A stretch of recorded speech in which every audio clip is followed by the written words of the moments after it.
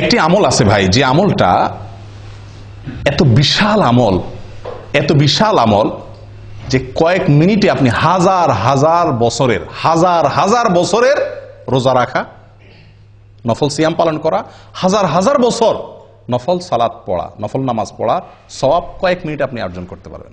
বলবো পদ্ধতিটা? সুবহানাল্লাহ।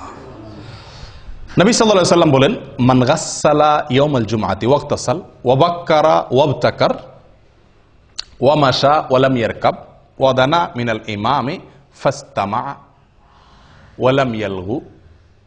যে ব্যক্তি 5টা কাজ করবে জুমার দিনে, শুক্রবার দিনে যে ব্যক্তি কয়টা কাজ করবে? 5টা কাজ।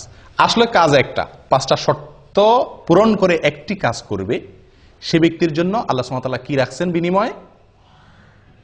ফালাহু কান আলাহু আজ আমালু সানাতিন, তার জন্য 1 বছর আমল করার সওয়াব আল্লাহ তাআলা দিবেন। কান আলাহু বিকুল্লি খতওয়াতিন, প্রতি পদে প্রতি কদমে 1 বছরের আমলের সওয়াব। 1 বছরের কি আমলের সওয়াব সেটাও হাদিসে বলা হয়েছে, সিয়ামুহা ওয়া কিয়ামুহা আও কামা ক্বাল। 1 বছর নফল সিয়াম রাখলে, 1 বছর নফল নামাজ পড়লে যে সওয়াব হবে, 1 বছর 365টা নফল রোজা, 1 বছর তো 365 রাখাও যায় না, এই 1 বছরের নফল রোজা এবং 1 বছরের নফল নামাজের সওয়াব পাওয়া যাবে প্রতি কদমে।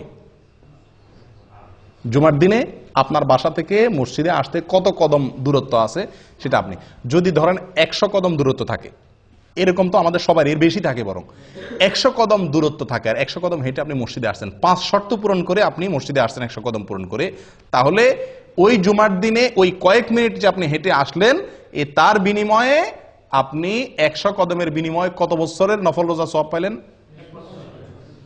100 কদমের বিনিময়ে 100 বছর, 100 বছর নফল রোজা, 100 বছর নফল সালাতের সওয়াব পাইলেন ওই কয়েক মিনিটে। একটু চিন্তা করে দেখেন, 1 জুমা যদি এরকম হয়, 4 জুমা মাসে, 5 জুমা মাসে হয়, তাহলে আপনি 1000 বছরের আমলের সওয়াব তো শুধুমাত্র 1 মাসে আপনি কামাই করতে পারেন, এভাবে সারা জীবন। চিন্তা করে দেখেন কত বিপুল আমল করা সম্ভব এই একটি আমলের প্রতি লক্ষ্য করতে পারলে। আমলটা কি? জুমার দিনে গোসল করা সুন্দর করে, আগে মসজিদে আসা, আগে উঠা এবং মসজিদে আগে আসা।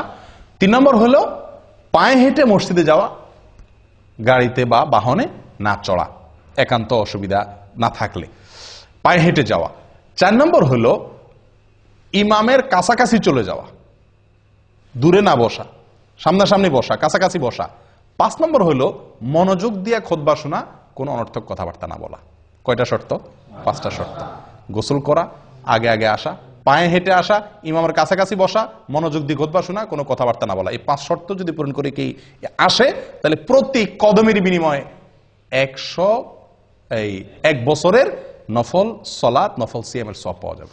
প্রিয় ভাইরা, মুহাদ্দিসিন কেরামরা বলেন, হাদিস বিশারদ অনেক উলামায়ে কেরাম বলেন, যত হাদিস আসছে সওয়াবের কথা, এটাতে এই সওয়াব, এটাতে অনেক হাদিস আসছে না, শত হাজার হাদিস বর্ণিত হয়েছে। এই হাজার হাদিসের ভিতরে একটি হাদিসে পাওয়া যায় না এত অতিরিক্ত বিপুল পরিমাণ সওয়াব সংগ্রহের সুযোগ আছে যেটা এই হাদিসের মধ্যে আছে। আমি কি বুঝাতে পারছি? কত বিশাল সুযোগ বলেন। আফসোসের বিষয়, শুক্রবারে আমাদের ডিউটি নাই, এই জন্য আমরা অনেকে ঘুম থেকে উঠি বরং আরো দেরিতে, ফজর ওই দিন বরং পড়াই হয় না মসজিদে অনেকের।